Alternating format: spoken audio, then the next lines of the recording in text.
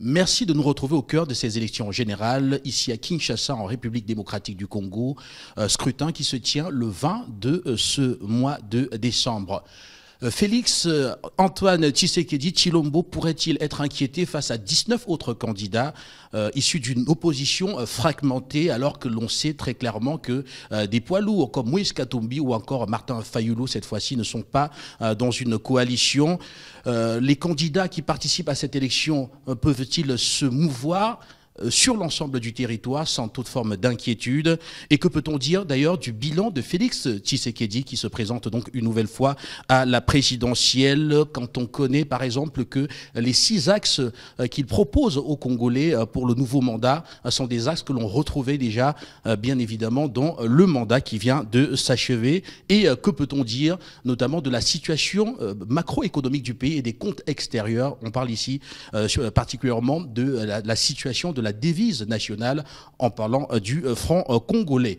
Nous avons le grand honneur, pour en parler sur ce plateau de la télévision panafricaine, de recevoir Eric Nyingdu, qui est le porte-parole de Félix Antoine Tshisekedi, candidat donc à sa propre succession. Merci à vous de nous retrouver sur ce plateau. Bonsoir Guy, merci en tout cas pour cette invitation. Je suis vraiment très heureux d'être là, invité donc de Afrique Média, la télévision panafricaine, pour pouvoir justement échanger avec vous sur les enjeux de cette élection présidentielle très importante, quand même, de la RDC, qui est un des plus grands pays d'Afrique subsaharienne, au cœur du continent, entouré de 9 pays, et dont justement le devenir a une conséquence très importante sur toute la stabilité et le développement de l'Afrique. Merci à vous d'être présent sur ce plateau. Alors vous le dites, c'est une élection importante, mais d'aucuns se demandent si la présidentielle qu'il y a dans ces élections générales devrait être aussi importante, quand on sait que Félix Tshisekedi se présente face à 19 autres candidats, et des candidats parmi lesquels on retrouve Martin Fayulu et Moïse Katumbi, qui cette fois-ci ne sont pas dans cette fameuse coalition Lamuka, qui avait d'ailleurs poussé Martin Fayulu à être juste derrière Félix Tshisekedi lors de la dernière présidentielle. Alors, en quoi est-ce que cela pourrait être difficile pour votre candidat dans ce scrutin? Je ne dis pas que c'est difficile. Ce que je dis, c'est important. Important, ça veut dire c'est les Congolais et les Congolaises qui vont devoir décider de leur destin. Qu'est-ce qu'ils veulent, où ils veulent amener leur pays, qu'est-ce qu'ils veulent faire de leur pays pour les 5 prochaines années. C'est ça, c'est un choix décisif, c'est un choix existentiel même, je dirais, pour les Congolais. Pourquoi? Parce que le Congo est un grand pays, comme je le disais tout à l'heure, mais un pays qui a malheureusement eu une histoire dramatique. Un Premier ministre et un président au début de l'indépendance, le 30 juin 1960, Lumumba, un grand panafricain, vraiment le chantre de la libération des peuples africains, assassiné moins d'1 an après avoir mené son exercice par les impérialistes. On se rappelle à l'époque, il y avait 2 blocs, on le considérait comme un communiste ou autre, on l'a assassiné. Et il y a une sorte de malédiction qui a poursuivi le Congo. On a eu le maréchal Mobutu, qui a eu des hauts et des bas, il a fait ce qu'il a voulu faire, il a voulu forger une nation congolaise, mais c'était un régime très autoritaire. Dans ce régime, il y a eu des oppositions qui ont combattu, notamment l'UDPS, avec justement Étienne Tshisekedi, d'heureuse mémoire, qui est le père de Félix Tshisekedi, l'actuel président. Après, il y a eu la guerre en 1997, avec l'arrivée de l'AFDL, Laurent Désiré Kabila. Lui aussi, il a fait à peine 2 ans. De nouveau, il y a eu une guerre, si on peut dire, mondiale africaine, puisqu'il y a eu carrément 7 armées qui se sont affrontées ici sur le sol congolais, de nombreux morts. Ensuite, Laurent Kabila est parti. Son fils, Joseph Kabila, a pris le pouvoir. Un régime aussi autoritaire, une mégestion durant près de 18 ans. Et c'est ce pays-là que Félix Tshisekedi a repris entre ses mains quand il a pris les rênes du pouvoir en 2019, le 24 janvier 2019, lors de son investiture. Qu'est-ce qu'il fait à ce moment-là? Il décide de rassembler les Congolais. Parce qu'il se dit, ce peuple meurtri, ce peuple qui est assis sur une mine d'or, premier producteur au monde de cobalt, deuxième producteur au monde de cuivre, du manganèse, de l'or, des diamants, une richesse scandaleuse, mais un paradoxe, un pays pauvre et une population qui vit avec moins de $2 par jour. Mais il s'est dit, il faut que tous les Congolais se rassemblent. Alors il a dit, l'arithmétique électorale avait fait qu'il était élu président, mais au Parlement, c'était une majorité de l'ancien régime, donc c'est-à-dire de Joseph Kabila, il a dit « mettons-nous ensemble ». La fameuse coalition Cash, formée de Tshisekedi et Kamere, et le FCC qui était donc le parti de Kabila et ses alliés. Ça a duré 2 ans, de 2019 à 2021. Pourquoi? Parce que les anciens du régime n'ont pas compris la main tendue que Félix Tshisekedi leur a fait en leur direction.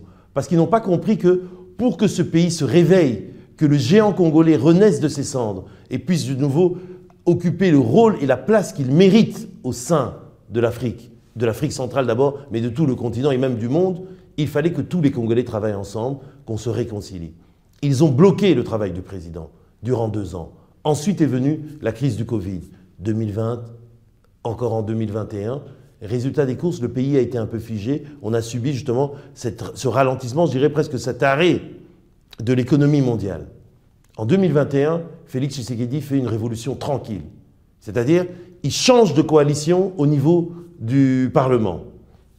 La majorité détenue par les alliés de Kabila, une bonne partie d'entre eux tournent kazakh et rejoignent Félix Tshisekedi dans ce qu'on a appelé l'Union sacrée pour la nation. Et à l'époque, il avait été accusé d'avoir donc torpillé le FCC et aussi une coalition qui aussi lui permettait quelque part de rester dans un certain nombre de, je vais dire, de valeurs essentielles, notamment de rassemblement qu'il avait lui-même dès le départ prôné. Alors cet épisode, juste une parenthèse avant de sortir de là, est-ce que cet épisode était vraiment indispensable en fonction celui du rassemblement au départ. Celui de basculer avec, bien sûr, c'était nécessaire, une nouvelle majorité. Bien sûr, comme je vous ai dit, parce qu'il y avait blocage dans le pays. C'est-à-dire que Félix Tshisekedi, avec sa bonne volonté, sa vision pour essayer de relancer le Congo, remettre le Congo sur le devant de la scène, était bloqué parce qu'il devait en quelque sorte vivre une cohabitation avec un Premier ministre et un gouvernement majoritairement issu du FCC, vu que c'est eux qui avaient la majorité au Parlement, mais il bloquait toutes les avancées. Parce qu'on a un régime au Congo où le président est élu au suffrage universel, le Parlement est élu, mais il faut un Premier ministre issu de la majorité parlementaire. Et si ce n'est pas les deux majorités qui sont, je veux dire, dans les deux volets de pouvoir, il y a une cohabitation et ça bloque un petit peu les institutions. Bien que le président a toujours la préséance, mais il ne pourra pas exercer comme il veut son pouvoir. Résultat des courses, en 2021, en 2020, il rompt avec le FCC, il fait des concertations. En 2021, il lance justement cette nouvelle majorité, l'Union sacrée pour la nation, dont une bonne partie du FCC le rejoint, Moïse Katumbi le rejoint, d'autres le rejoignent, et ils forment justement cette coalition qui n'était pas une écurie électorale, c'était simplement dire tous les gens de bonne volonté qui veulent que le Congo avance et qu'on se mette d'accord sur un certain nombre de fondamentaux, l'économie, l'éducation, la santé, les infrastructures. Donc il lance. Donc il a vraiment travaillé, si je puis dire, durant 3 ans, de 2021 à 2023. 2021, 2022, 2023, et aujourd'hui on arrive aux élections. Pour vous dire quoi? Avec ce qu'il a réalisé durant ces 3 ans, le président Tshisekedi, je veux dire, est serein pour ces élections. Pourquoi? Parce qu'il se dit, j'ai un bilan positif qui est reconnu par la population congolaise.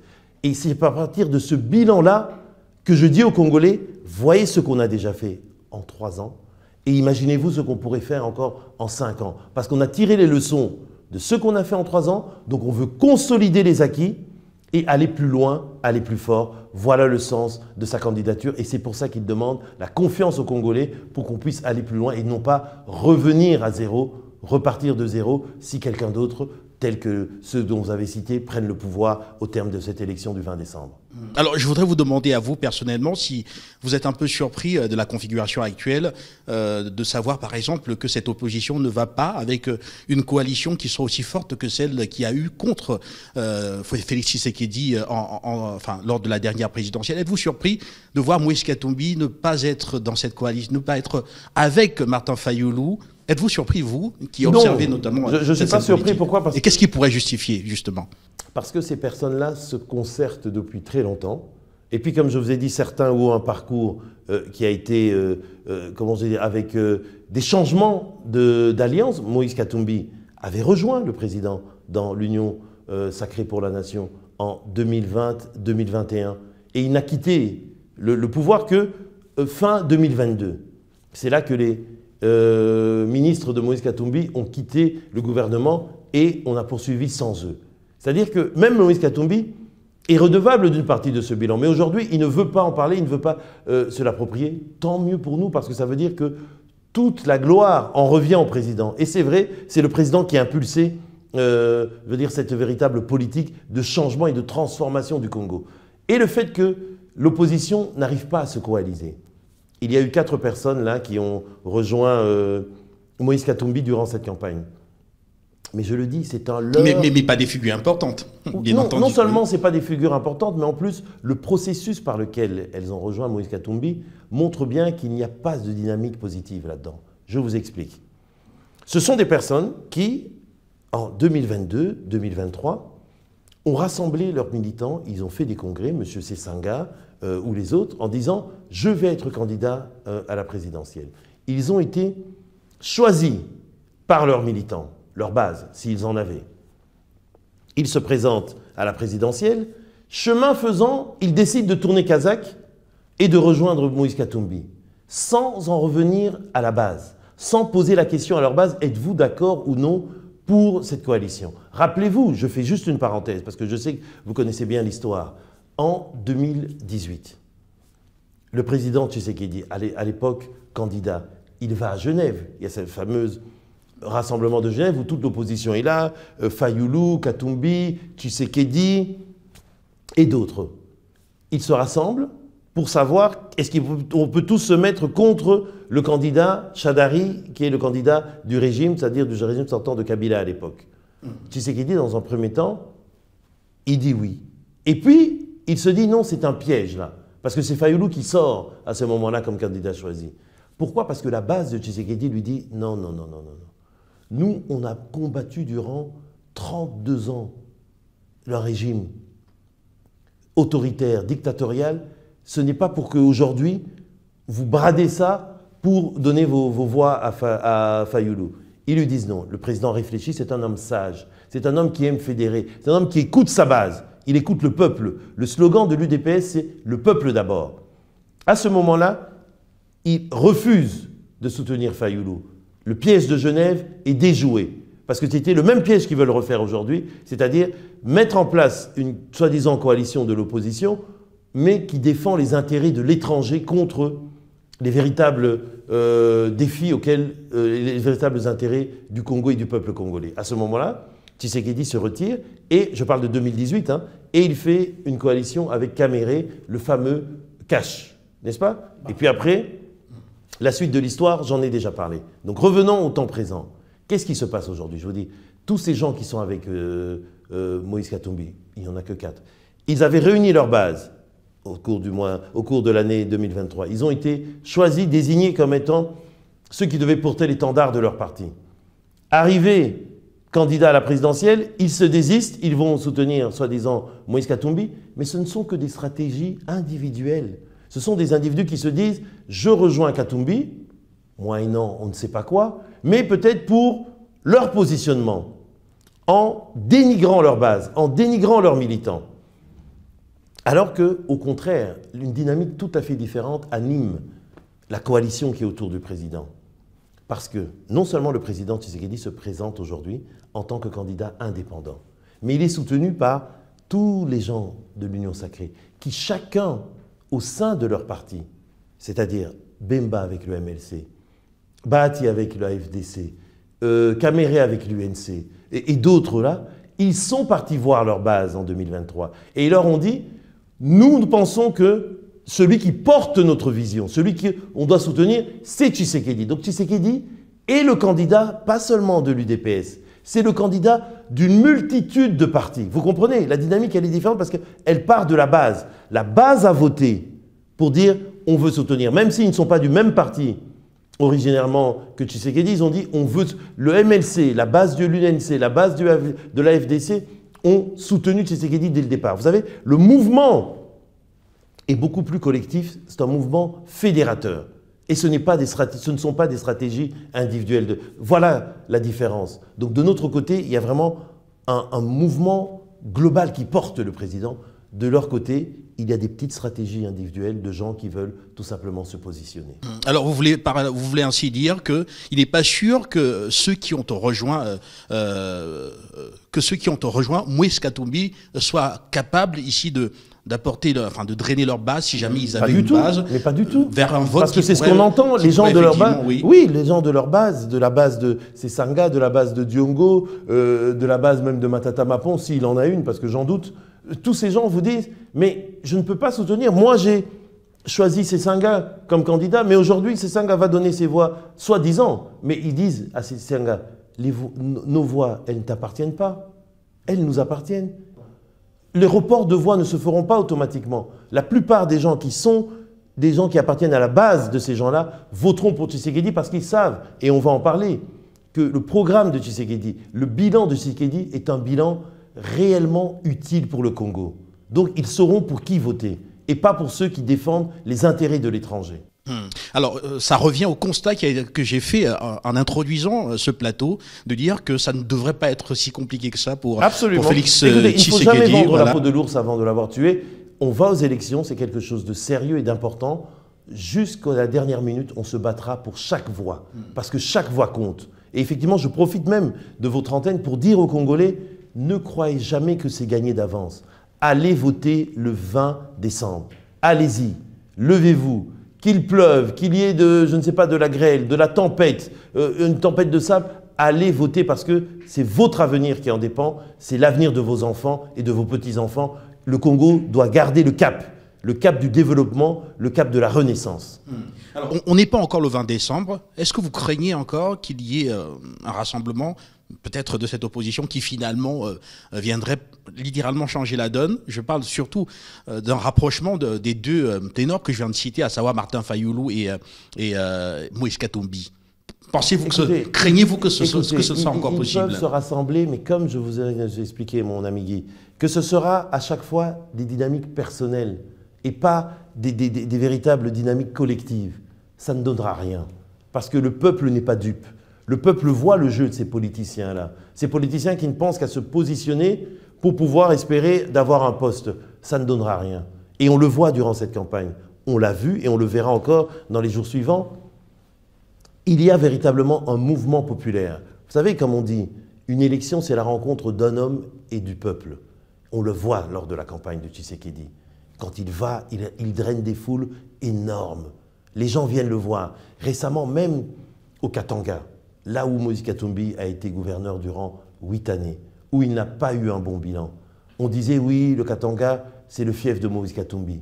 Moïse Katumbi et ses compères ont joué même la carte tribaliste au Katanga. Ça n'a pas marché, parce que les Congolais sont quand même des gens qui ont une rationalité. Et ils voient les choses, ils savent les analyser. Et ils étaient des milliers, presque 1 million dans la ville de Lubumbashi, dans la ville de Kamina, dans la ville de Likasi, dans la ville de Kolwezi et ailleurs, partout où le chef a eu son itinérance au Katanga.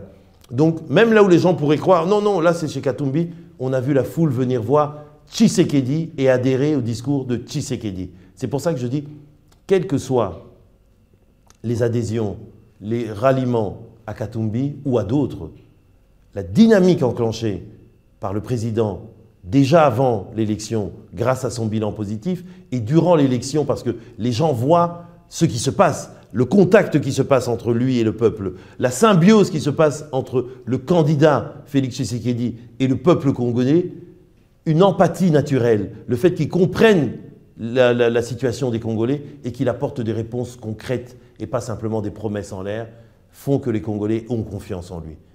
Et on est convaincu que le 20 décembre, ils lui donneront leur confiance et il pourra faire un deuxième mandat. Alors, Eric Nindou, on va poursuivre en évoquant un autre aspect assez important, après avoir parcouru effectivement les chances d'une réélection de votre candidat au cœur de cette élection du 20 décembre prochain. Je voudrais maintenant que l'on parle d'un autre aspect assez important, ce sont les élections, c'est le reste des élections avec notamment la représentation nationale, je parle de l'Assemblée nationale, avec ses deux chambres bien sûr, Absolument. le Sénat et puis les deux chambres parlementaires. Absolument. Alors, il y a des élections à 4 niveaux, pour que nos Parfaitement. téléspectateurs comprennent très bien. C'est-à-dire qu'il y a l'élection le 20 décembre, à la fois des élections combinées présidentielles, d'accord. Rappelons que c'est des présidentielles à un seul tour. Ça veut dire qu'il n'y a pas de taux, comme on dit en anglais, de winner take all. C'est-à-dire le premier gagne d'office. Qu'importe Qu'importe le score. Voilà. Il y a des élections présidentielles, il y a au même moment des élections législatives pour les députés, dont la majorité déterminera la couleur politique du gouvernement. D'accord? Ensuite, il y a des élections provinciales. On va élire des députés provinciaux qui, eux, par un vote indirect, vont élire ensuite les gouverneurs des provinces. Et ils vont aussi envoyer des représentants au Sénat, parce que les sénateurs sont des représentants des provinces. Et ensuite, on va aussi faire les communales, c'est-à-dire toutes les communes de Kinshasa et d'ailleurs dans le pays. On va élire des représentants communaux et des bourgmestres aussi qui seront élus par la suite. Voilà, donc c'est tout un cycle électoral très long, très lourd, mais très important parce que c'est ça la démocratie. Le fait que ceux qui dirigent un pays soient le représentant du peuple, soient le fruit du choix de la population. Le peuple seul est souverain. C'est ça la démocratie. Je voudrais m'intéresser particulièrement aux chambres hautes et basses du Parlement. Alors, est-ce que cette fois-ci, est-ce que vous pensez que vous sortirez de là avec la majorité qu'il faut afin d'avoir un mandat, si jamais le président est réélu, un mandat plein de 5 ans, sans confrontation au sein de ces chambres-là qui peuvent, quoi qu'on dise, faire perdre quelques années? Je le pense pour 2 raisons. La première raison, d'abord, c'est la volonté. Et la volonté, elle se voit lors de la campagne, à chaque rencontre, à chaque meeting, le président le dit aux Congolais. Il a un discours de sincérité. Il leur dit, choisissez-moi, élisez-moi, mais élisez aussi une majorité. Ça veut dire, en lingala, comme on dit, Ponangai, mais Ponape député au Azanangai. C'est-à-dire, choisissez-moi, mais choisissez aussi le député qui soutient mon projet. Comme ça, je pourrai travailler, j'aurai les mains libres pour pouvoir travailler et vraiment mettre en œuvre ce que je vous annonce que je vais mettre en œuvre.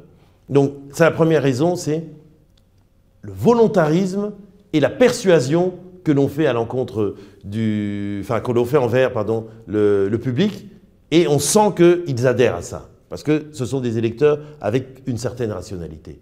La deuxième chose, c'est qu'effectivement, je pense que les Congolais réfléchissent, ils se disent, mais si on choisit le président, on doit lui donner une majorité. Ils ont l'expérience de 2019, où ils ont vu que le pays a pratiquement stagné, le pays a été bloqué durant 2 années, parce que cette sorte de coalition faisait que chaque décision que prenait le président, elle était freinée, elle était bloquée, elle était sabotée par la majorité qui, elle, répondait encore aux injonctions de l'ancien régime, c'est-à-dire de Joseph Kabila. Et les Congolais ne veulent plus revivre ça. Ils veulent que leur pays avance, que la dynamique de développement enclenchée grâce à Tshisekedi durant son premier mandat se poursuive et s'accélère même pour aller plus vite et plus loin. Merci à vous, Eric Nindou. Je voudrais que nous puissions aborder la deuxième partie de cet entretien consacré cette fois-ci à l'organisation même de ces élections et particulièrement à la capacité pour les candidats de pouvoir se mouvoir sur l'ensemble du territoire pour présenter leurs projets politiques aux populations congolaises. Il y a eu quelques critiques depuis, donc ont d'ailleurs pointé du doigt certains de vos militants qu'ils considèrent comme étant des ultras qui s'attaqueraient à des mobilisations, à des manifestations, est en train de saper certaines manifestations de l'opposition. Déjà, premièrement, que répondez-vous par rapport à cela? Je réponds d'abord une chose, c'est que nous sommes tous Congolais. Le Congo, la RDC, c'est notre maison commune. On ne veut pas la briser. On n'a pas envie que ce pays, comme je vous ai expliqué au début, c'était important pour surtout nos frères panafricains, donc d'autres pays africains qui comprennent l'histoire du Congo, c'est un pays béni de Dieu, mais qui est malheureusement meurtri par l'histoire, une histoire tragique. Et encore, je ne suis pas revenu à l'histoire de la colonisation, on aura peut-être l'occasion, et je sais que vous en avez déjà parlé sur Africa Media, parce que vous suivez justement ce qui se passe aussi au Congo. C'est-à-dire que aujourd'hui, cette démocratie congolaise, c'est vraiment un bijou que l'on veut préserver, parce qu'elle est jeune et elle est fragile. Imaginez-vous que c'est la première fois, en 2018, lors de la passation de pouvoir entre Joseph Kabila et Félix Tshisekedi, c'est la première fois qu'au Congo, on avait une passation du pouvoir pacifique. Tous les anciens présidents sont partis dans des situations tragiques. Lumumba, assassiné.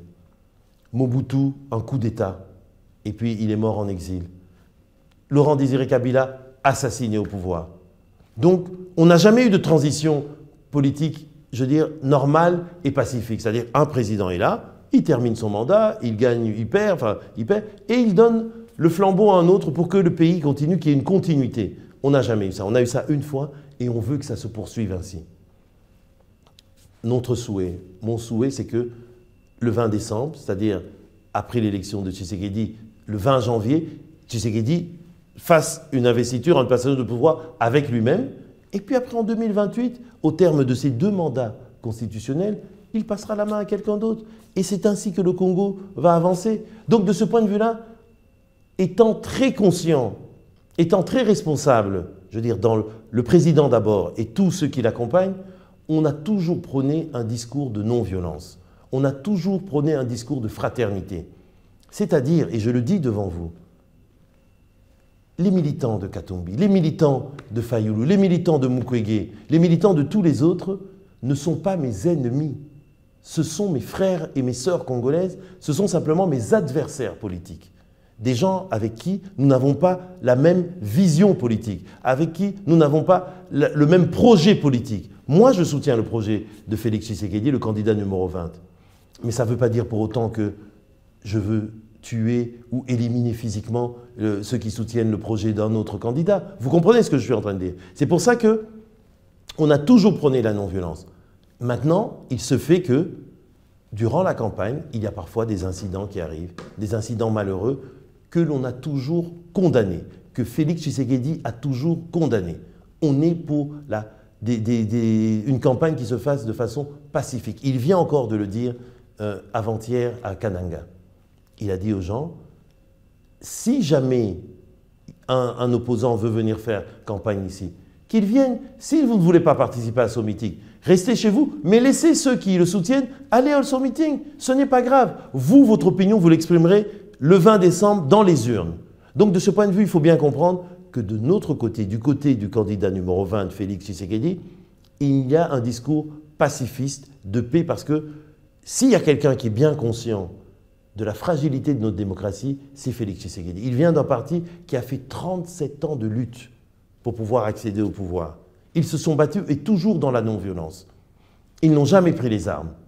Il n'a jamais fait partie d'aucune rébellion parce qu'il a dit il ne faut pas faire couler le sang d'un autre Congolais. Et donc de ce point de vue-là, les quelques actes de violence, on espère vraiment que ce seront des actes circonscrits à quelques épisodes malheureux et qu'il n'y en aura plus jusqu'au 20 décembre et même au-delà quand les résultats seront proclamés. Alors, le candidat Martin Fayulu demande au gouvernement de prendre ses responsabilités et d'instruire les enquêtes qu'il faut afin d'établir les responsabilités, afin que certains de vos militants qui parfois ont commis de tels actes puissent être sanctionnés. Mais il n'y a pas de problème à ça, simplement Martin Fayulu... Où en est-on? Non, c'est-à-dire qu'il y a eu des incidents, par exemple, je crois à Mwanda, lors d'un meeting de Moïse Katumbi. Les enquêtes sont en cours. J'ai encore lu aujourd'hui que le chef de la police locale a crié et il a dit « c'est insupportable, il faut que ceux qui ont commis ces actes soient non seulement identifiés, arrêtés, jugés et condamnés s'ils sont coupables ». La même chose quand il y a eu aussi à Kindu, aussi un incident où il y a même eu un mort. Le président Tshisekedi a été le premier à s'indigner de ça, à demander que justice soit faite, à présenter ses condoléances à la famille du défunt. Quand lors de ses propres meetings lui-même, le président Tshisekedi, à Mbanza-Ngungu, là, ce ne sont pas des violences, mais c'est des bousculades de la foule, parce que la foule était énorme. Bousculades de la foule, il y a eu, je crois, 6 morts et des blessés. Le président Tshisekedi lui-même, il a interrompu 3 jours son itinérance pour rendre hommage, justement, à ces victimes malheureuses de leur enthousiasme politique, si on peut dire. Et il a pris en charge, le candidat, tous les frais liés aux obsèques et à l'aide aux familles des défunts. Voilà, vous voyez, un président responsable qui sait ce que vaut la vie d'un de ses compatriotes, la vie d'un Congolais et d'une Congolaise, et pour ça, il veut que la campagne se passe de façon pacifique. Qu'est-ce qui est fait concrètement pour s'assurer, je veux dire, parce que le président Tshisekedi est aussi et encore président de la République. Absolument. Alors, qu'est-ce qui est fait concrètement pour s'assurer que les candidats puissent se mouvoir librement sur l'ensemble du territoire congolais, dans la mesure du possible, présenter leurs projets politiques et tenter de convaincre leurs militants de voter pour eux? Mes chers Guy, tout ce qui est fait, c'est ce qui est compris dans le règlement des élections, contenu à la fois dans la Constitution et dans ce qui est mis en œuvre par la CENI. Il faut bien comprendre qu'au Congo, c'est peut-être pas la même chose dans d'autres pays, les élections, ce n'est pas l'affaire du gouvernement. Le gouvernement donne l'argent, parce que ces élections, rappelons-le, elles sont entièrement financées par le budget national. Mais le gouvernement ne s'occupe pas de l'organisation des élections.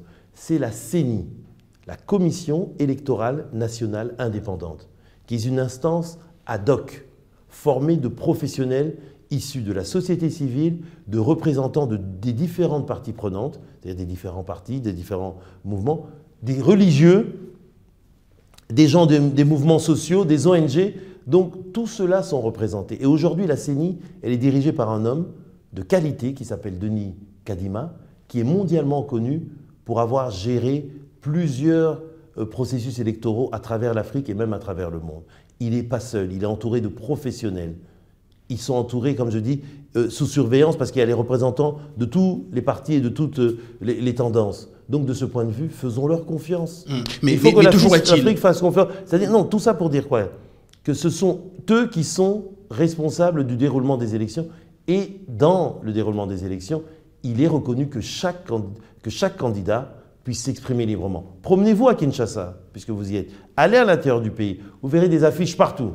Vous entendrez à la radio, tout le monde passe. Vous verrez dans les médias, vous connaissez le foisonnement médiatique au Congo. Il y a plus de 500 chaînes. Et on va surtout parler de la RTNC en parlant tout le monde passe. De la passe. radio-télévision nationale. Ça pourrait même surprendre. Oui. La RTNC, la chaîne nationale, a ouvert son antenne à tout le monde sous une forme commerciale. C'est-à-dire qu'il y a des temps d'antenne qui sont payants. Celui qui paye peut passer. C'est ainsi, la règle a été fixée non pas par le camp de Félix Tshisekedi, mais par le CESAC, la haute autorité des médias.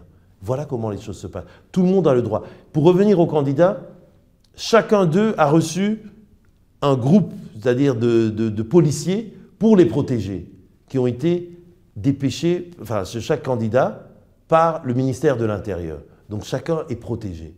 Mais bien sûr que le président, comme il reste président de la République, il est protégé par ce qu'on appelle la GR, la garde républicaine. Parce qu'à tout moment, il peut reprendre son statut de président pour gérer des urgences dans le pays. Vous comprenez? Donc, il n'y a pas de problème. Sur les principes et dans les faits, chacun a la liberté de s'exprimer et de se mouvoir où il veut. Après, simplement, on est une jeune démocratie, comme je vous ai dit. C'est-à-dire que chez nous, il n'y a pas ce qu'on appelle un financement public des partis ou des candidats. C'est-à-dire que c'est chacun selon ses moyens.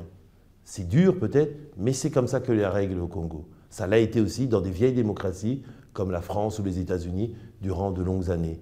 Mais voilà. Mais est-ce que quelque part, ça n'ouvre pas aussi la porte à toute forme d'ingérence? On sait que le Congo est immensément riche et fait l'objet mais alors de calculs interminables de la part notamment des multinationales. Est-ce que le fait d'avoir pas pensé à une disposition qui plafonnerait par exemple les budgets de campagne ou alors qui ferait en sorte que l'État fasse partie des candidats avec une certaine base financière venant de sa part, est-ce que ça ne pourrait pas par exemple réduire les infiltrations extérieures qui pourraient venir ici instrumentaliser le scrutin? C'est une bonne question, c'est un bon débat, un débat spéculatif, philosophique qu'il faudrait avoir peut-être plus tard. Mais là, c'est trop tard. On est déjà lancé. On est déjà comme on dit, dans la course à la présidentielle, selon les règles fixées par les Congolais eux-mêmes, par la majorité des Congolais, puisque c'est contenu dans la Constitution de 2006, qui fixe la loi électorale aussi. La loi électorale qui a été revotée encore cette fois-ci en 2022, pour pouvoir justement donner le dispositif pour les élections. Mais peut-être que dans le futur, comme je dis, c'est quelque chose qui doit évoluer. Regardez l'exemple de pays, comme on dit, de vieilles traditions démocratiques. Et encore, tout ça peut se discuter. Mais il a fallu un certain temps pour qu'on arrive justement à cette situation où l'État finance les partis. Et souvent, d'ailleurs, il les finance a posteriori. C'est-à-dire quand vous atteignez le seuil de 5%, je donne l'exemple de la France, alors vous êtes remboursé de vos frais de campagne. Mais avant ça, c'est chacun, selon les cotisations de vos membres, selon les crédits que vous pourrez faire sous votre nom chez une institution financière, vous vous lancez. La démocratie, c'est quelque chose de précieux, mais ça coûte de l'argent, effectivement. Mais les gens doivent pouvoir justement s'impliquer dedans et prendre ça au sérieux. Et au Congo, on essaye de prendre ça au sérieux. Vous avez dit que vous avez entièrement confiance en la CENI, qui est l'autorité en charge de l'organisation des élections. On sait que l'opposition a demandé quelques revues, notamment pour ce qui est du fichier électoral. Alors, pensez-vous que c'est désormais réglé? Il n'y a pas de problème? Tout le monde va y aller avec le fichier qui a été présenté par la CENI bien sûr, en dernière position. Et tout le monde a adhéré, puisqu'ils sont tous candidats. C'est-à-dire qu'ils ont accepté. Et ce fichier, sans aller dans les détails, c'était quoi le problème? Ils voulaient un audit de ce fichier. L'audit a été fait. On a amené des experts, mais l'organisation de la francophonie n'a pas pu auditer le fichier ou a refusé d'auditer le fichier parce qu'ils disaient que c'était un temps trop court. C'est le choix de l'OIF. Et ce n'est pas l'OIF qui est en quelque sorte l'arbitre pour dire que nos élections sont crédibles ou pas. Voilà, surtout qu'il y a d'autres problèmes qui veulent être liés aujourd'hui, voyant qui est à la tête de l'OIF, mais ne rentrons pas dans ce débat-là. En tout cas, ce que l'on peut dire, la CENI, à chaque fois qu'elle a été interpellée, elle a donné des réponses. La dernière réponse en date, c'est par rapport aux cartes d'électeurs, parce qu'il y avait un problème d'usure des cartes d'électeurs, en fonction de leur niveau de conservation, en fonction de la détérioration, par exemple, de la photo. La CENI a mis en place tout un processus pour pouvoir avoir donné aux gens des duplicata, échangés. Et j'ai même lu que la CENI a dit, même ceux qui auraient perdu leur carte d'électeur, s'ils en avaient eu une, ils peuvent se présenter le jour du vote avec un autre type d'identité, par exemple leur passeport.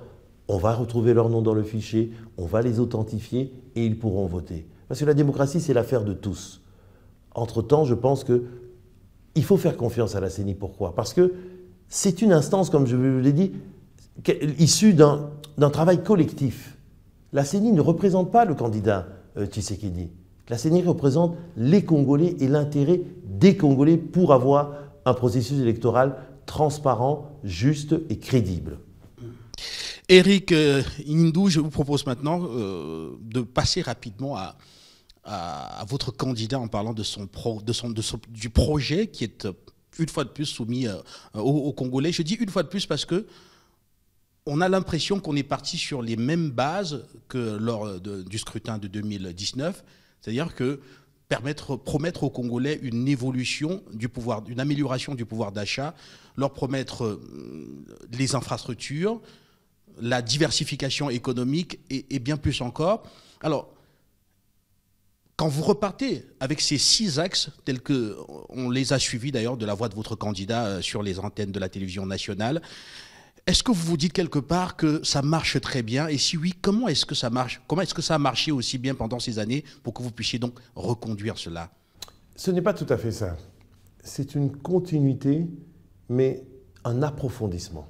Vous comprenez? Ce n'est pas la même chose que l'on répète, c'est approfondir ce qui a été fait en tirant les leçons de l'exercice du pouvoir. Comprenez bien. Le Congo est un pays en voie de développement. Comme je vous ai dit, un paradoxe. Une richesse potentielle, mais une réalité encore de difficultés pour la population et de pauvreté élargie, avec une démographie galopante.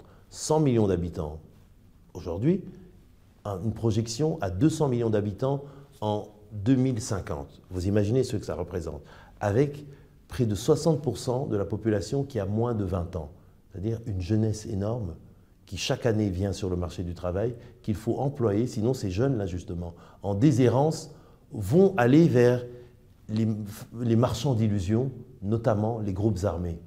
C'est une des raisons pour laquelle il y a eu plein de groupes armés qui ont pullulé à l'est du pays, c'est parce qu'à cette jeunesse-là, on n'offrait pas un avenir, on n'offrait pas une perspective. Et donc ils se disaient, si je prends les armes et qu'on exploite une mine d'or, de diamants ou quoi, ça peut me rapporter quelque chose pour nourrir notre famille. Donc, il y avait une situation vraiment difficile. Et le président Tshisekedi, quand il arrive en 2019, quand il est investi, quand il prend le pouvoir, il se dit, pour changer ça, je vais faire confiance aux Congolais et aux Congolaises. C'est-à-dire qu'il a dit, et c'est ça, si on peut dire, le changement de paradigme, c'est qu'il a dit, on ne va pas compter sur l'extérieur, on va compter d'abord sur les Congolais. OK ? Les talents des Congolais, le savoir-faire des Congolais, tout en étant avec des partenaires. Parce que ça ne veut pas dire qu'on ferme les portes, mais on compte d'abord sur les Congolais. Ça veut dire qu'on investit d'abord dans le capital humain, l'éducation, la santé, parce qu'il faut un peuple en bonne santé, et ensuite les infrastructures pour pouvoir relier le pays, la mobilité, pour que les gens puissent aller travailler d'un coin à l'autre, pour que les richesses qui sont produites dans un coin puissent être consommées dans un autre coin. Vous voyez, c'était ça la vision globale. Pendant les 5 premières années, on a posé les fondamentaux de ça. On a d'abord remis, comme on peut dire, de l'ordre dans la gestion de l'État. Je dirais même plus, cher ami, on a remis en place un État. Parce que quand le président arrive, il trouve une situation où il n'y a pas d'État et où il y a une mentalité même qui n'est mauvaise puisque la corruption était très étendue. Donc il remet les choses en place. La preuve de ça, c'est qu'il est passé en 4 ans, et je dirais d'ailleurs en 3 ans, d'un budget annuel de l'État de 4 milliards à 16 milliards. Il a quadruplé le budget de l'État. Ça ne s'est pas fait par miracle. Ça s'est fait en mettant de la rationalisation et de la rigueur dans les finances publiques. Notamment dans la mobilisation des ressources. Je ne vous coupe pas. Justement, dans la mobilisation des ressources, en luttant notamment contre la corruption. Parce que cet argent-là, il n'est pas venu par magie. Il existait déjà du temps des autres. Simplement, au lieu d'aller dans les caisses de l'État, il allait ailleurs. Il allait dans la poche de certains individus durant les 18 années passées. Parce que le boom des matières premières, du coltan, du cuivre et tout ça, il ne date pas de 2019. Il date du début des années 2000, quand il y a eu la montée en puissance de la Chine. La Chine a été un grand acheteur, justement, de matières premières, tout ça, pour se construire. Elle venait notamment, ces matières premières, du Congo. Les prix étaient beaucoup plus hauts à l'époque que maintenant. Mais qu'est-ce que les anciens ont fait de tout ça? Pas grand-chose. Je ne suis pas là pour faire le bilan des anciens, mais c'est juste un fait que je donne. Tout ça pour vous dire quoi? Le président a posé les fondamentaux, les bases d'un État. Une bonne gestion, une armée qu'on devait restructurer, on parlera de sécurité. On va en parler bien sûr dans la dernière partie. De sécurité plus tard. Une présence de l'État au plus proche des citoyens, c'est tout un plan de déconcentration de l'État. C'est ce qu'on appelle le plan de développement local au départ des 145 territoires. Un pays grand comme 4 fois la France. Imaginez, 4 fois la France. Quand vous quittez Kisangani et que vous allez par exemple à Lubumbashi, c'est comme si vous quittiez Paris et vous alliez à Moscou. Vous voyez la distance. Regardez une map monde, vous verrez, c'est ça la grandeur du Congo. Ça fait pratiquement toute l'Europe. Donc de ce point de vue, il fallait remettre l'État, tout ne peut pas se gérer de Kinshasa. Il fallait remettre l'État là où les gens en ont besoin. Et c'est tout le projet, toute la dynamique de déconcentration et de décentralisation de l'État. Voilà les fondamentaux qui ont été remis en place par le président Tshisekedi durant son premier mandat. Et aussi, tout un travail au niveau de l'extérieur, la diplomatie. On y reviendra dans le domaine sécuritaire. En parlant de la sécurité, il a été voir tous les voisins pour leur tendre la main, leur dire « on vit ensemble, on ne va pas déménager. Le Congo ne va pas aller en Asie ou en Europe, il reste au cœur de l'Afrique. Le Rwanda ne va pas déménager, le Congo-Brazza ne va pas déménager, l'Angola non plus. On reste là, apprenons à vivre ensemble de façon harmonieuse et construisons ensemble ce qu'on appelle une stratégie de co-développement. Les richesses du Congo, on s'échange avec vous, on met ensemble des projets de co-développement et ça nous profite à tous pour avoir une dynamique de croissance et de développement et de lutte contre la pauvreté ou d'enrichissement de nos populations. C'était ça le projet du président. Il l'a fait durant son premier mandat et on a des résultats, comme je vous dis, il a un bilan positif. Je vous donne 2 exemples.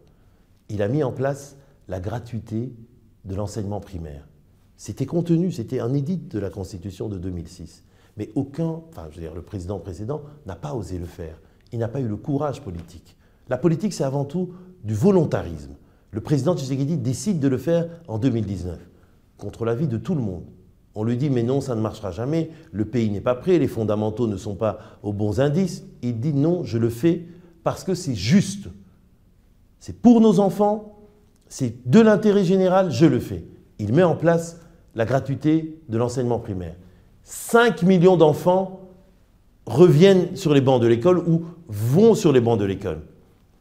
Vous imaginez ce que ça représente pour des parents qui devaient parfois choisir des 7 enfants dans la famille, on en choisit 3, les 4 autres, on n'a pas d'argent, vous restez à la maison, vous n'avez pas accès à l'éducation, vous n'avez pas de chance pour l'avenir.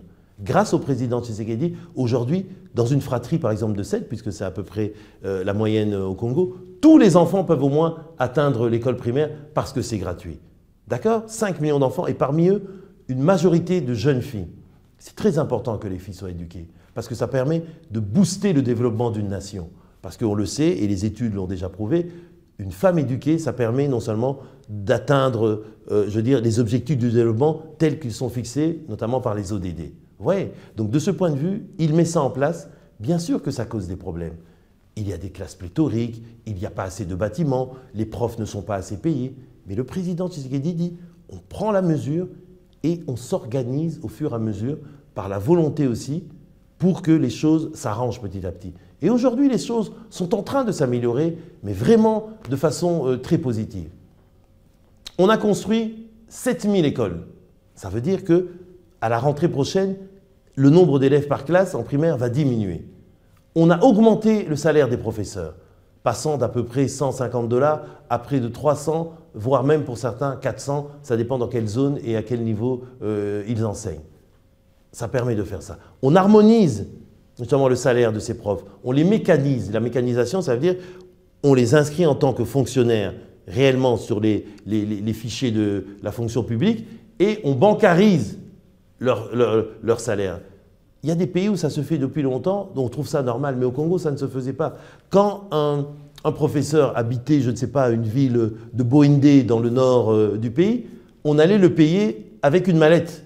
On prenait de l'argent liquide, on quittait Kinshasa et on allait le payer, avec tous les risques que cela peut entraîner. Hein. Perte d'argent, la personne, le convoyeur peut prendre une partie de l'argent dans sa poche. Vous voyez, on harmonise, on rationalise, on rend ça de manière, je veux dire, rationnelle et de manière efficace. Voilà ce qu'il a fait dans le domaine de l'éducation et c'est quelque chose qui est pour l'intérêt général, qui va dans le sens du renforcement du capital humain. Deuxième mesure, la santé. Un peuple doit non seulement être éduqué, mais il doit aussi être en bonne santé pour pouvoir travailler pour son développement. Il crée la CSU, la couverture santé universelle. Ça n'existait pas au Congo. Les gens cotisent peut-être pour la sécurité sociale, mais ça leur rapporte très peu. Et souvent, quand ils tombent malades, ils doivent tout sortir de leur poche. Alors qu'est-ce qu'il fait? Il met en place la CSU et il commence dans quelque chose de fondamental. Je parle du président Tshisekedi, bien sûr. C'est la gratuité des soins pour les femmes enceintes et aussi la gratuité de l'accouchement et aussi les soins médicaux pour les nouveau-nés.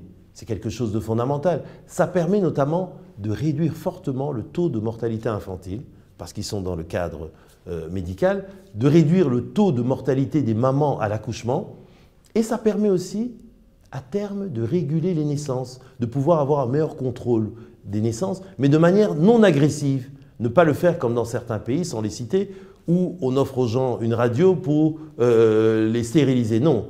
Au Congo, comme on sait quelles sont les mentalités des gens, les croyances religieuses et tout ce que vous voulez, on ne le fait pas. On permet simplement à plusieurs mamans qui n'avaient pas accès au système médical d'avoir accès puisque c'est gratuit. Et quand elles ont accès au système médical, on va leur expliquer comment les choses se passent et ça permettra de réguler les naissances, notamment aussi en éduquant les filles. Et ça nous permettra d'avoir une meilleure maîtrise de notre démographie et donc d'avancer de façon sereine, de planifier le développement du pays.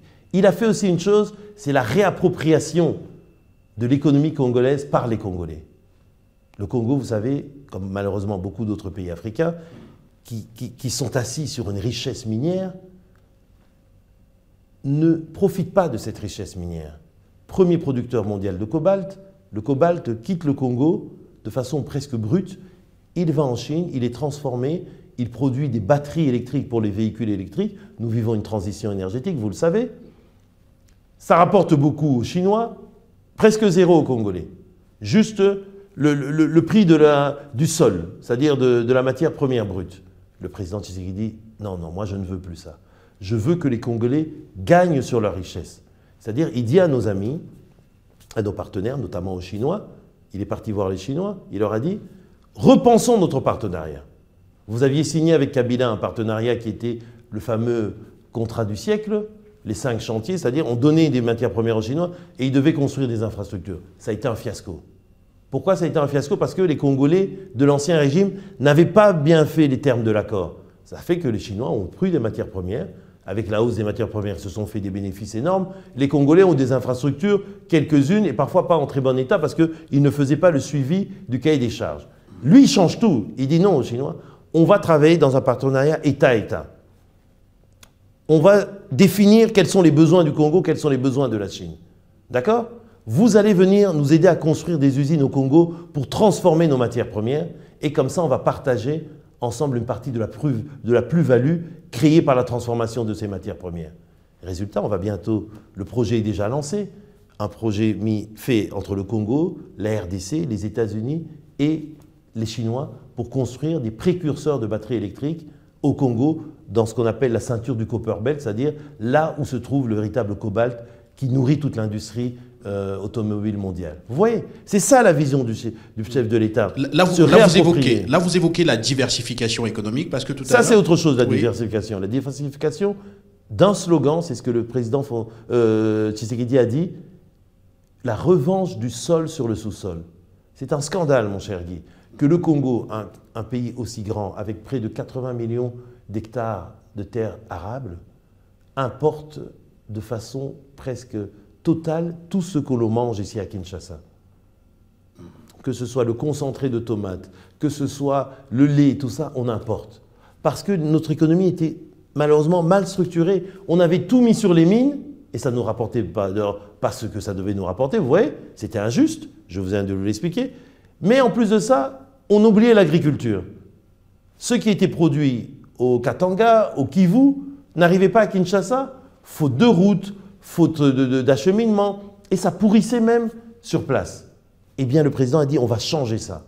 Il lance un grand plan sur l'agriculture, en commençant par la recherche scientifique, pour identifier les bonnes semences, travailler sur la productivité des agriculteurs, transformer ces produits en créant des usines dans l'agrobusiness, et puis desservir ça sur les grands centres de consommation comme Kinshasa, Lubumbashi ou les grandes villes. C'est ça tout le plan, notamment dans ce qu'il appelle l'agenda de transformation agricole, qui est fixé sur 3 premiers produits, 3 premières denrées qui sont beaucoup consommées au Congo, le maïs, le manioc et le soja. Voilà une vision d'un président qui sait ce qu'il veut faire et où il va amener son peuple. Donc ça, c'est par rapport au bilan. Maintenant, pour la vision, on va arriver sur les 6, voilà. Mais l'idée, c'est quoi, comme je dis? Consolider ce qu'on a fait, en tirer les leçons, aller plus loin, aller plus fort. Alors, on sait que dans ces 6 axes stratégiques, il y a la souveraineté sur l'ensemble du territoire, et on connaît les problèmes qui à l'Est. On a vu le président Tshisekedi aller dans une vaste offensive diplomatique qui, finalement, on peut le dire, a quelque part exposé ce qu'on croyait jusqu'ici être le miracle rwandais, avec un Rwanda excellent, enfin qui serait un excellent modèle de bonne gouvernance, qui aurait transformé voilà, des ressources qu'on ne maîtrisait pas jusqu'ici en des richesses assez importantes, générant notamment la croissance que l'on a connue de ce pays pendant toutes ces années. Alors, dans cette longue offensive diplomatique, le président Tshisekedi a pu démontrer aux yeux du monde que le problème de l'Est de la République démocratique du Congo, c'était le Rwanda, notamment à travers son soutien au groupe rebelle M23. Alors, une fois groupe terroriste. Pardon, au groupe terroriste, bien sûr, M23. Alors, une fois que tout cela a été mis à nu, quel est le bilan que l'on peut faire quant au retour même de l'autorité de l'État dans cette région du Congo? Alors, une fois que ce que je viens de dire a été fait, c'est-à-dire la dénonciation totale, la condamnation tous azimuts internationale, et Paul Kagame qui, du coup, se retrouve un peu dans une sorte d'isolement international qui normalement, est un coup assez dur pour lui, habitué du soft power. Alors, une fois que cela est fait, comment est-ce que sur le terrain, la restauration de l'autorité de l'État a évolué dans cette région? Je vous explique. Et c'est important ce que vous avez dit, et il faut bien que nos téléspectateurs le comprennent. Le président a révélé ce qu'on appelle le simulacre rwandais. On croyait que c'était un miracle, mais en fait c'est un simulacre. Il a démystifié Paul Kagame et il a démythifié le pseudo-miracle rwandais. Pourquoi? Le Rwanda aujourd'hui, c'est un pays qui, selon certains indices, soi-disant est en croissance et tout. Mais cette croissance, elle repose sur quoi? 60%, c'est l'aide internationale. Des 40% restants, On n'a pas les chiffres, puisque c'est quelque chose, c'est une économie sombre, une économie grise, une économie de trafic. Peut-être 50% des 40% restants vient du trafic qui vient du Congo, c'est-à-dire de l'avantage qu'il tire de l'instabilité à l'est du Congo. Non, mais il faut être concret. Je vous relance de façon concret. Permettez que je vous relance de façon très précise. S'il te plaît, oui. je voulais être concret. Exemple de ça concret. L'exportation de l'or. Jusqu'en 2019, le Congo exportait officiellement à l'est, de l'Est 26 kilos d'or par an. 26 kilos d'or. Depuis que le président Tshisekedi est là, il a mis en place ce qu'on appelle une joint venture avec les Émiratis qui s'appelle Primera Gold. C'est-à-dire que cet or qui était exploité au Congo, qui passait par la frontière, par des trafics, avec bien sûr la complicité de Congolais, il faut le dire. Ça passait par le Rwanda, ça passait par l'Ouganda, par le Burundi. Ça atterrissait aux Émirats Arabes Unis, puisque c'est un grand marché de consommation et de transformation de l'or. Officiellement, les douanes congolaises ne recensaient que 26 kilos. Mais en vrai dire, on savait que c'était beaucoup plus. Aujourd'hui, avec la joint venture, on a dit aux Émiratis, n'achetez pas l'or dans ces pays intermédiaires qui en fait s'approvisionnent par les trafics. Venez l'acheter directement au Congo, parlez avec les propriétaires. Et on a mis en place cette joint venture, ça veut dire, l'or, on a créé une coopérative avec les creuseurs artisanaux, les orpailleurs artisanaux. Ça leur donne accès à un salaire fixe, ça leur donne accès pour leur famille et eux à des services sociaux, l'école gratuite, les soins gratuits pour leur famille. Ça leur donne un statut aujourd'hui et pas la précarité de leur situation antérieure. Et résultat des courses, cher ami, en moins d'un an, on a déjà atteint 25 tonnes d'or. Donc faites le gap entre les deux, 26 kilos et 25 tonnes. Donc vous imaginez toute la perte pour le Congo. Et une bonne partie de cette perte, c'était de ça dont bénéficiait le Rwanda en perpétuant et en entretenant l'instabilité à l'est du Congo. Et d'ailleurs, l'offensive du président Tshisekedi a été brutale, vous venez de le dire, je voulais vous relancer là-dessus. Le Rwanda, c'est beaucoup d'aide internationale, et l'aide internationale est due à l'image que le pays renvoyait. Alors une fois que l'image est attaquée, c'est l'aide internationale aussi qui baisse. Et avec la perte d'influence dans cette région, cela devrait peut-être pousser un jour le Rwanda à revoir sa politique vis-à-vis dans cette région. Surtout qu'il y a eu main tendue, on se souvient au départ même du président Tshisekedi qui disait on peut faire ensemble. Mais la question directe est, une fois que tout ça est fait, une fois que le Rwanda perd en termes d'image, en termes de notoriété au plan international, et une fois qu'on a un meilleur contrôle de certaines ressources dans cette région-là, avec une meilleure valorisation, telle que vous venez de le dire. Maintenant, concrètement sur le terrain, comment est-ce qu'on fait, par exemple, pour qu'une ville comme Goma ne soit plus menacée à chaque fois d'être prise par ce groupe terroriste? Comment est-ce qu'on fait concrètement? On fait deux choses. La première, c'est qu'on continue à dénoncer le Rwanda dans tous les cénacles internationaux parce qu'il faut que la communauté internationale fasse un effort de plus. Après avoir, comme je vous l'ai dit, et ce n'était pas facile, il fallait du courage politique. Et le président Tshisekedi en a pour dénoncer Kagame. Parce que comme vous l'avez dit, Kagame avait cette image, ce mythe Kagame, au niveau de la communauté internationale, il fallait le démythifier. Tshisekedi a réussi à le faire. Mais on attend encore les sanctions, parce qu'il y a, cher ami, vous le savez bien, plus d'une dizaine de rapports de la communauté internationale, c'est-à-dire des experts de l'ONU, qui documentent l'exploitation illégale du Congo par le Rwanda. Le fait que le Rwanda tire profit de l'instabilité du Congo. Le fait que le Rwanda soutienne des groupes armés, notamment le M23. Mais malgré ça, il y a très peu de sanctions. Sauf à son époque, le président Obama avait pris des sanctions contre le Rwanda en gelant une partie de l'aide que les États-Unis donnent au Rwanda. Et ça avait même conduit après à la chute du M23 dans les années 2010-2011. Vous voyez? Mais aujourd'hui, on attend ça encore. Et le Congo dit à la communauté internationale, prenez vos responsabilités. N'oubliez pas, cher Guy, qu'entre 1998 et 2001, quand il y a eu la guerre contre le régime de Laurent Désiré Kabila, il y a eu 7 armées qui se sont battues ici sur notre sol congolais. On en a parlé tout à l'heure. Des milliers de morts. C'était une guerre mondiale africaine. 7 armées qui se battaient ici. On leur dit, donc aujourd'hui on dit, si vous ne voulez pas qu'une telle tragédie recommence et que l'on voit à la télé des enfants qui meurent, des femmes qui meurent et que on connaît ceux qui pleurent, hein, oh non mais ONG humanitaire, prévenez les choses au lieu de traiter les conséquences et les effets. Donc aujourd'hui, sanctionnez Kagame pour qu'il arrête de soutenir le M23 et de déstabiliser le Congo. C'est ce qu'on leur dit. Et de notre côté, qu'est-ce qu'on fait? À part ce travail diplomatique, on renforce les capacités de notre armée.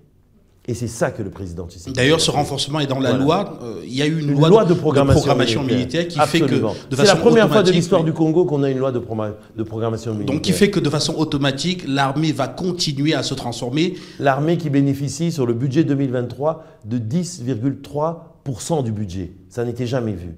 Aucun président congolais n'avait mis autant d'argent dans l'armée.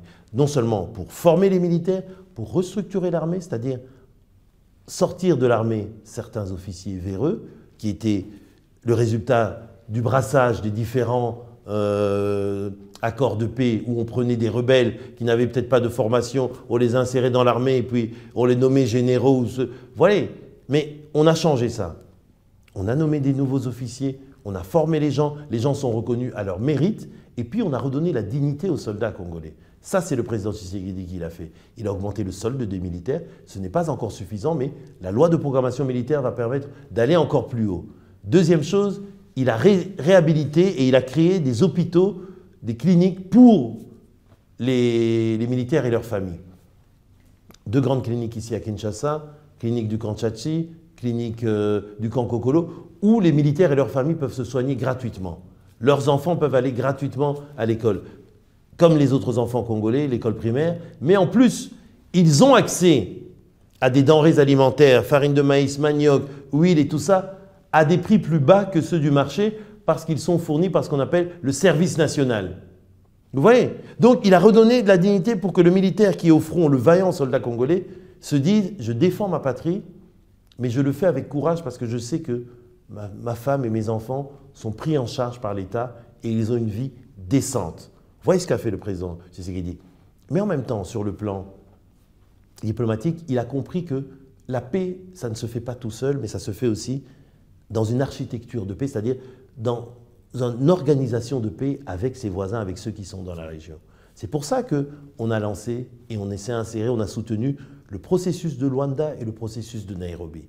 En 2 mots, le processus de Nairobi, il s'agissait de demander aux groupes armés qui sont à l'Est de déposer les armes et de venir dialoguer, de venir parler entre Congolais s'il y a des problèmes politiques, ethniques ou je ne sais pas quoi, pour trouver une solution parce que les Congolais, on peut parler entre nous. Et ceux qui ne sont pas Congolais, ils rentrent chez eux dans les pays limitrophes. Une grande majorité de groupes armés ont accepté le processus. Un seul a refusé, le M23, qui a pris les armes et qui a attaqué la République. Pourquoi ils l'ont fait? Parce qu'ils, comment je veux dire, ils activent, ils sont... ils sont activés, ils sont surtout les suppôts de l'agenda de Kigali. Et ici, je tiens à dire quelque chose de très important, parce qu'on est sur une chaîne panafricaine. Et le président Tshisekedi l'a dit à plusieurs reprises. Notre problème, ce n'est pas le Rwanda, ce n'est pas le peuple rwandais. Les Rwandais sont nos frères, ce sont nos voisins. Comme j'ai dit, on ne déménagera pas de l'Afrique centrale, de l'Afrique des Grands Lacs. Donc on sera éternellement, tant que la terre sera terre, le Congo et le Rwanda seront des pays voisins, où il y a même une imbrication culturelle, des mariages mixtes et le reste. Ça veut dire que les Rwandais sont nos frères africains avec qui on veut vivre en harmonie. Mais il y a un problème avec le régime de Paul Kagame. C'est lui qui a une vision hégémonique, une vision expansionniste. Son discours était d'abord « Non, je ne soutiens pas le M23 ». Après, quand on lui montre les preuves, « Non, mais le M23, je le soutiens parce que on est en train de discriminer les Tutsis à l'est de la RDC ». C'est faux. Les rapports ont montré qu'on ne discrimine aucun Tutsi. Troisième discours, non, parce que le gouvernement congolais est de collusion avec les FDLR, c'est-à-dire les anciens génocidaires. C'est faux. Au contraire, le président Tshisekedi l'a encore redit plusieurs fois, au cours de son mandat, il a même fait des opérations conjointes avec le Rwanda pour rapatrier des anciens FDLR au Rwanda. Et les FDLR, le résidu du FDLR qui est encore là, ce sont juste des coupeurs de tête qui ne menacent pas l'intégrité territoriale du Rwanda. Donc faux prétexte, faux prétexte, faux prétexte. Son dernier prétexte, et c'est là qu'il a révélé toute sa manigance et son véritable dessein, c'est qu'il a dit, en fait, il y a des territoires du Congo qui appartiennent au Rwanda parce que lors de la colonisation, les Belges ont mal découpé les choses. Mais c'est impossible. Vous savez bien que dans la charte de l'OUA, devenue l'UA, une des choses fondamentales, c'est qu'on ne remet pas en cause les frontières issues de la colonisation. Donc, les visées expansionnistes de M. Kagame, c'est ça qui conduit à la déstabilisation et à la violence à l'est du Congo. Merci à vous, Eric Hindou. On va bientôt sortir de cet entretien, mais je ne pouvais ne pas évoquer la situation macroéconomique globale de la RDC au moment où le président Tshisekedi brigue un nouveau mandat après 5 années d'exercice du pouvoir. Comment se porte le franc congolais? Qu'en est-il de sa soutenabilité extérieure? En d'autres termes, combien d'argent en monnaie étrangère détenez-vous aujourd'hui ici au Congo pour garantir la convertibilité extérieure de ce franc congolais, faire en sorte que toute personne, tout Congolais qui a cette monnaie avec lui, déjà ne puisse pas subir une certaine volatilité de ses taux et puisse en faire usage quand il le souhaite, notamment en termes de transferts internationaux. Cher Guy, vous le savez très bien, la force d'une monnaie reflète la force d'une économie. L'économie congolaise n'est pas forte. Pourquoi elle n'est pas forte? Parce que historiquement, elle a été mal structurée. Je vous en ai parlé, je vous ai dit, c'est une économie extravertie, qui ne transforme rien sur place, qui extrait, envoie à l'extérieur, et donc soumise au yo-yo, c'est-à-dire aux fluctuations du cours des matières premières. Parce qu'on n'est pas sur la chaîne de valeur pour capter de la plus-value. Donc ça fait que notre monnaie est faible. Le franc congolais, d'ailleurs, le Congo, la RDC, est une des économies les plus dollarisées au monde. Pourquoi? Parce que les gens vont vers une valeur refuge, qui est le dollar. Et c'est ça le malheur du Congo. Mais maintenant la question, on fait le constat, qu'est-ce qu'on fait pour s'attaquer à ça? C'est ce que fait le président Tshisekedi depuis qu'il est au pouvoir. Comme j'ai dit d'abord, rigueur dans la gestion des deniers publics, c'est-à-dire diminution des dépenses publiques, harmonisation, si vous voulez, des salaires, mais pour savoir qu'il n'y ait pas, par exemple, de fonctionnaires fictifs, il y en avait beaucoup. On en a découvert près de 140 000. Vous imaginez les dépenses, le gaspillage que cela représentait. Deuxième chose, on va notamment renforcer les capacités de la Banque centrale en recapitalisant la Banque centrale congolaise pour qu'elle reprenne de la vigueur et assume son rôle d'arbitre et d'organisateur du système financier congolais. Troisième chose, qu'est-ce qu'on va faire? On va améliorer le système de régulation des denrées de base, notamment le carburant. Le Congo produit un peu de pétrole, offshore et onshore, ici du côté donc au sud-ouest, du côté donc, du Congo central, mais malheureusement pas suffisamment, et surtout, il en raffine très peu. Donc on importe le carburant.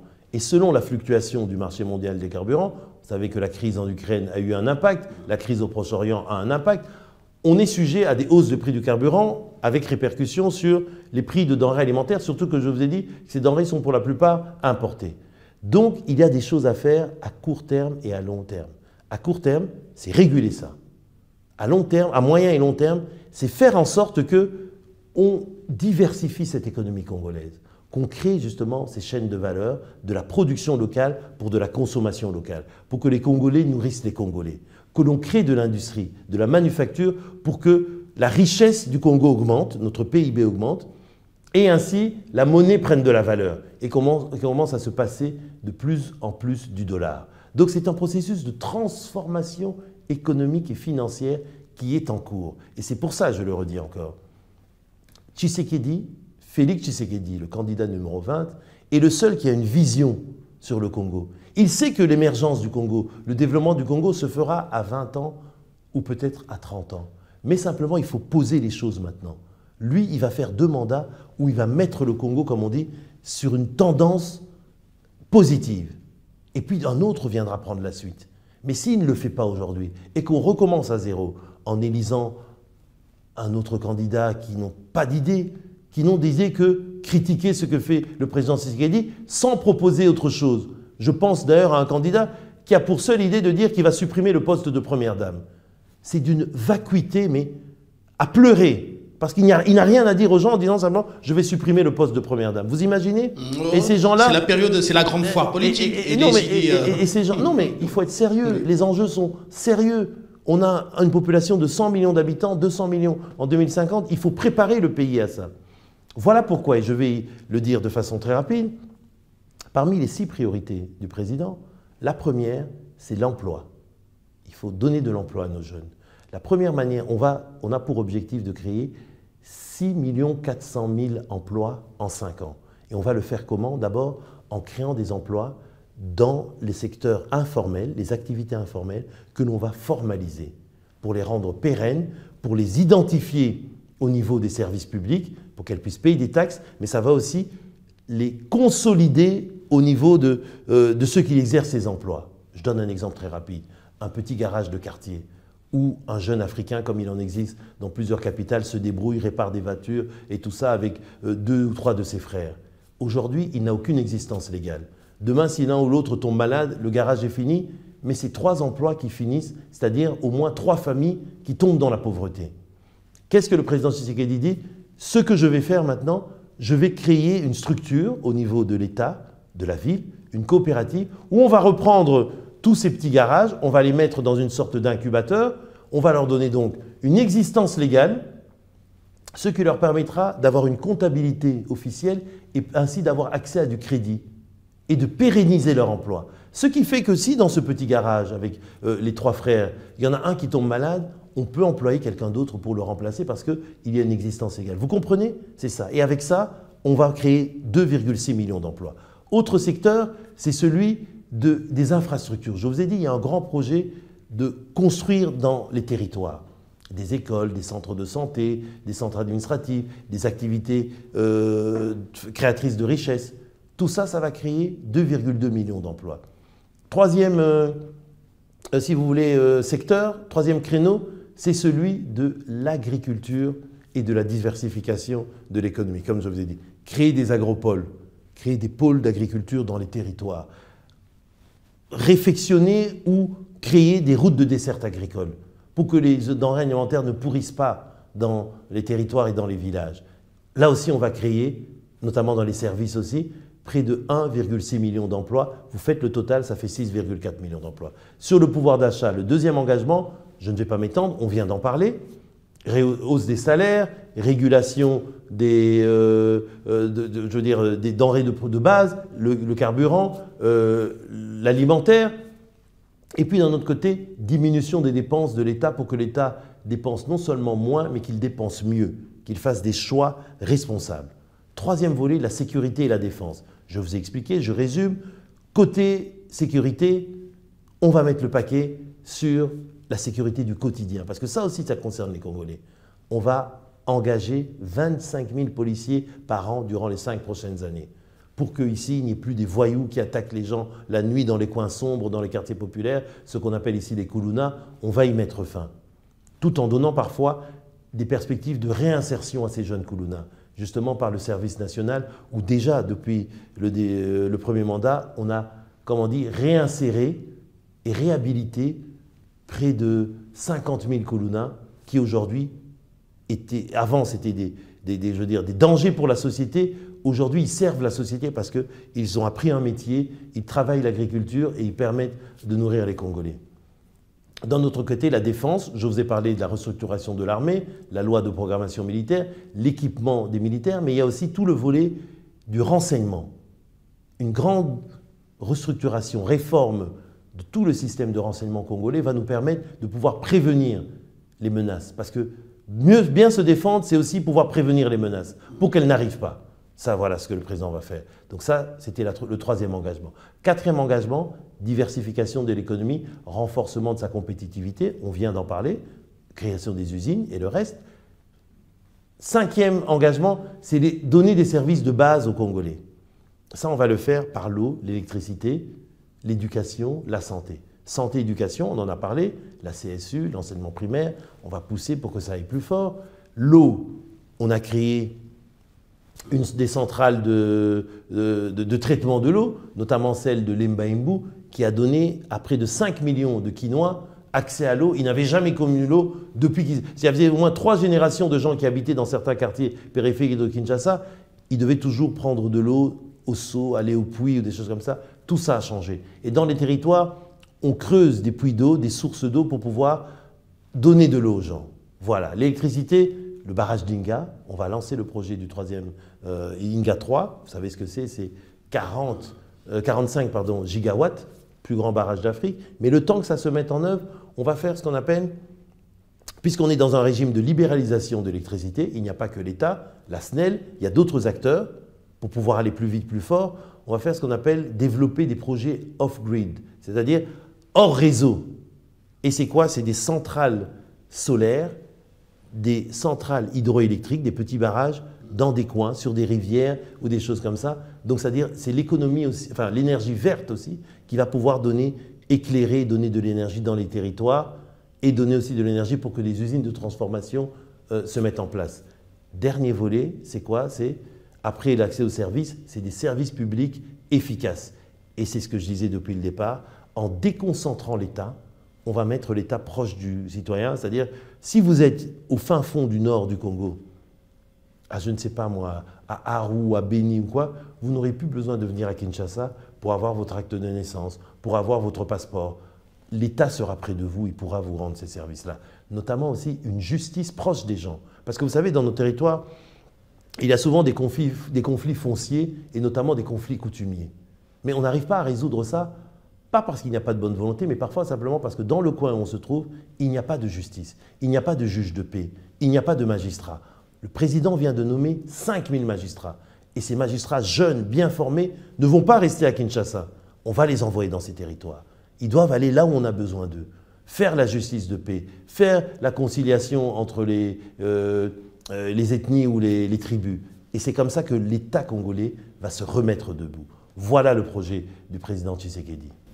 Merci beaucoup à vous Eric Nindou. Merci d'avoir accepté cet entretien fleuve sur les antennes de la télévision panafricaine, Afrique Média, qui est déployée donc ici à Kinshasa, au cœur de ce processus électoral.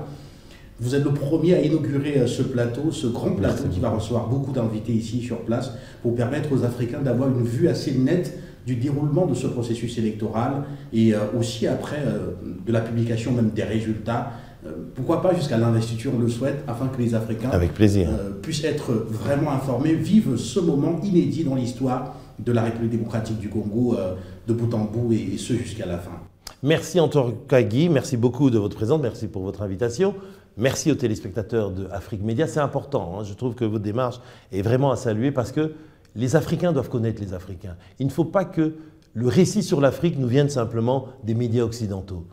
L'Afrique a plus de 60 ans d'indépendance, d'accord, pour la plupart des pays, et donc on doit pouvoir raconter nos histoires nous-mêmes et se connaître les uns les autres, les Africains, parce que c'est de notre solidarité, de notre union, de notre soutien fraternel entre les autres que l'on va pouvoir avancer.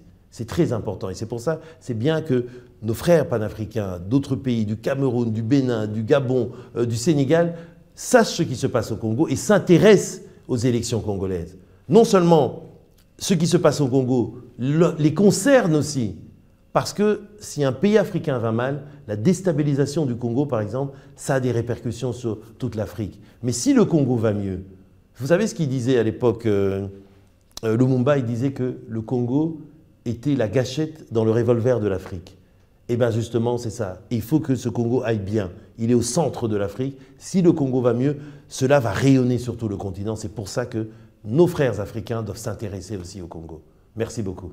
Merci à vous. Alors, tout sans tabou, sans concession, bien sûr, et sans filtre, vous l'avez suivi dans le cadre de ce plateau. C'est ce qui va se poursuivre ici avec, bien sûr, les acteurs engagés donc au cœur de ce processus électoral, avec une seule ambition, vous permettre d'avoir une vue qui soit la plus nette possible de l'ensemble du processus électoral ici en République démocratique du Congo. À très vite.